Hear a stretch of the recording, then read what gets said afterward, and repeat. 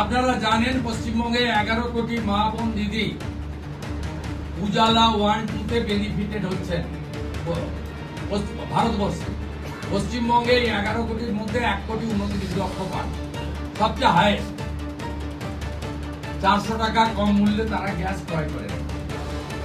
প্রধানমন্ত্রী আরো 75 লক্ষ দেশে চালু করেছিলেন এবং বাংলার জন্য কোটা ছিল 15 লক্ষ। গ্রাহক বিতরণ কেন্দ্রে হাজার হাজার দরখাস্ত পড়ে থাকা সত্ত্বেও শুধু রাজনৈতিক কারণে এই পিটিশনগুলো ডিএমরা সংশ্লিষ্ট দপ্তরে কেন্দ্রীয় সরকারের কাছে পাঠায়। তাই আমাদের মা এবং দিদিরা বঞ্চিত হচ্ছিলেন।